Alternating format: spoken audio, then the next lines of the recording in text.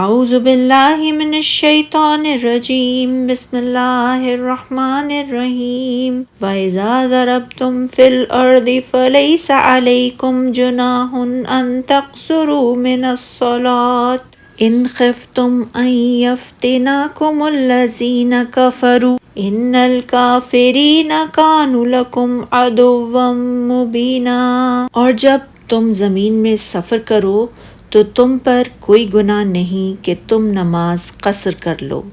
اگر تمہیں ڈر ہو کہ کافر حملہ کر کے تمہیں فتنے میں ڈال دیں گے، بے شک کافر تمہارے کھلے دشمن ہیں۔ ارشاد باری تعالیٰ ہے، اور جب تم زمین میں سفر کرو، جیسا کہ فرمایا سورہ مزمل میں، اس نے جانا کہ تم میں بعض بیمار بھی ہوتے ہیں اور بعض اللہ کے فضل معاش کی تلاش میں زمین میں سفر کرتے ہیں، تو تم پر کچھ گناہ نہیں کہ نماز میں سے کچھ کم کرو، یعنی نماز کی کمیت میں کمی کر لو، اور 4 رکعتوں والی نماز کی 2 رکعتیں پڑھ لو،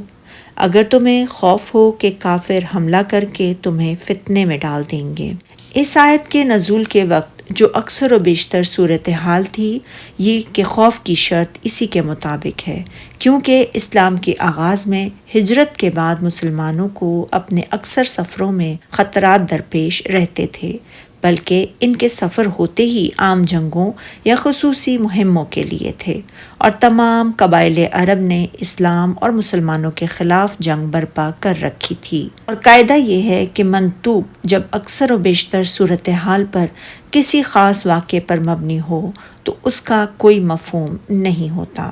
امام احمد نے یعلا بن امیہ کی روایت بیان کیا ہے، میں نے حضرت عمر بن خطاب رضی اللہ تعالیٰ عنہ کی خدمت میں عرض کی، ارشاد باری تعالیٰ ہے، تو تم پر کچھ گناہ نہیں کہ نماز میں سے کچھ کم کرو، اگر تمہیں خوف ہو کہ کافر حملہ کر کے تمہیں فتنے میں ڈال دیں گے، لیکن اب تو اللہ تعالیٰ نے مسلمانوں کو امن عطا فرما دیا ہے۔ حضرت عمر رضی اللہ تعالیٰ عنہ نے جواب دیا، مجھے بھی اس بات سے تعجب ہوا تھا جس سے تم تعجب کر رہے ہو، تو میں نے اس بارے میں رسول اللہ صلی اللہ علیہ وآلہ وسلم سے دریافت کیا، تو آپ صلی اللہ علیہ وآلہ وسلم نے فرمایا تھا، اب یہ تخفیف صدقہ ہے جو اللہ تعالیٰ نے تم پر کر دیا ہے، لہٰذا اس کے صدقے کو قبول کرو۔ امام ابو بکر بن ابو شیبہ نے ابو حنظلہ حذا کی روایت کو بیان کیا، میں نے حضرت ابن عمر رضی اللہ تعالیٰ عنہ سے نماز سفر کے بارے میں پوچھا تو انہوں نے فرمایا، نماز سفر کی 2 رکعتیں ہیں۔ میں نے عرض کی، اللہ تعالیٰ نے تو فرمایا ہے بشرطے تم کو خوف ہو کہ کافر لوگ تم کو ایذا دیں گے، اور اب ہم تو حالت امن میں ہیں۔ انہوں نے فرمایا، رسول اللہ صلی اللہ علیہ وآلہ وسلم کی سنت یہی ہے کہ سفر میں 2 رکعتیں پڑھی جائیں۔ امام بخاری رحمۃ اللہ علیہ نے حضرت انس رضی اللہ تعالیٰ عنہ کی روایت کو بیان کیا ہے، ہم رسول اللہ صلی اللہ علیہ وآلہ وسلم کے ساتھ مدینہ سے مکہ روانہ ہوئے تو آپ نماز کی 2 رکعتیں ادا فرمایا کرتے تھے، حتیٰ کہ ہم مدینہ میں واپس آ گئے۔ میں نے عرض کی، آپ لوگوں نے مکہ میں کتنا قیام کیا تھا؟ انہوں نے جواب دیا، ہم نے 10 دن قیام کیا تھا۔ اس طرح اس حدیث کو دیگر محدثین نے بھی بیان کیا ہے۔